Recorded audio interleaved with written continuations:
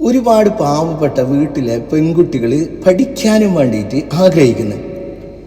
അങ്ങനെ അവർ ഉപ്പാനോട് പറയുന്നു, ഉപ്പ ഞങ്ങൾക്ക് പഠിക്കണമെന്ന് ആഗ്രഹമുണ്ട്, ഉപ്പ ഞങ്ങളെ പഠിപ്പിക്കണമെന്ന് അറിഞ്ഞിട്ട് ആ ഉപ്പ കഷ്ടപ്പെട്ടിട്ട് ആ പെൺമക്കളെ പഠിപ്പിക്കുന്നു. ചിലപ്പോൾ ആ ഉപ്പ ഓട്ടോറിക്ഷ ഡ്രൈവറായിരിക്കാം, ചിലപ്പോൾ കൂലിപ്പണി എടുക്കുന്നവരായിരിക്കാം, അതുമല്ലെങ്കിൽ പല ഗൾഫ് കൺട്രിയിൽ ഹൗസ് ഡ്രൈവറോ ഹോട്ടലിലോ ജോലി ചെയ്തിട്ട് അങ്ങനെയുള്ള ജീവിക്കുന്ന ആളായിരിക്കാം. അതിൻ്റെ ഇടയിൽ നിന്നാണ് ഈ മകൾ പറയുന്നത്, ഉപ്പ എനിക്ക് പഠിക്കണമെന്ന്.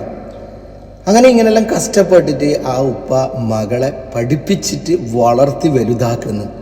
അതിനുശേഷം ഈ പെൺകുട്ടിക്ക് നല്ല ആലോചനകൾ വരുന്നു, നല്ല അടുത്ത് നിന്ന്. കാരണം ആ പെൺകുട്ടിൻ്റെ വിദ്യാഭ്യാസ യോഗ്യത കണ്ടിട്ടും അതല്ലെങ്കിൽ ചിലപ്പോൾ ആളെ സ്റ്റൈല് കണ്ടിട്ടും അങ്ങനെ നല്ല സന്തോഷത്തോട് കല്യാണം കഴിഞ്ഞിട്ട് ആ പെൺകുട്ടി പോകുന്നു.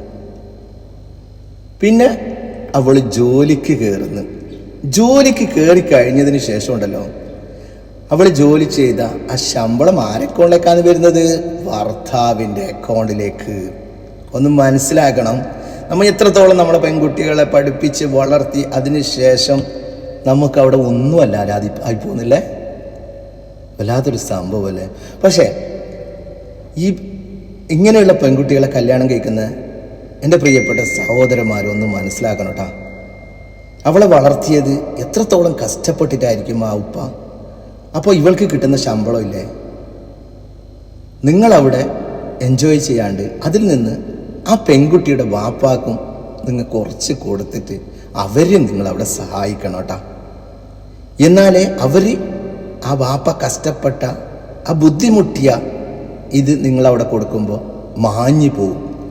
അതല്ലെങ്കിൽ എന്നും അവരുടെ മനസ്സിലുണ്ടാവും, ഞാൻ എന്തിനാണ് എൻ്റെ പെൺകുട്ടിയെ ഇത്രത്തോളം കഷ്ടപ്പെട്ട് വളർത്തിയത്.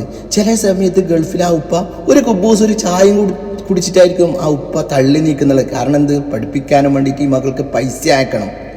അതല്ലെങ്കിൽ ഓട്ടോറിക്ഷ ഓടിയിട്ട് ചിലപ്പോൾ രാവിലെ തോന്നാണ്ട് ഉച്ചക്ക് തോന്നിട്ട് അങ്ങനെ ജീവിച്ചിട്ടായിരിക്കാം ചിലപ്പോൾ ഉപ്പ ആ പെൺകുട്ടിയെ വളർത്തിയത്.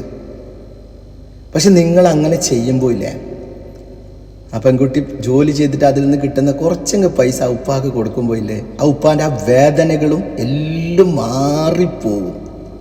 അപ്പോൾ എൻ്റെ പ്രിയപ്പെട്ട സഹോദരന്മാരെ, എല്ലാവർക്കും നല്ലത് വരട്ടെ എന്ന് പ്രാർത്ഥിക്കാം.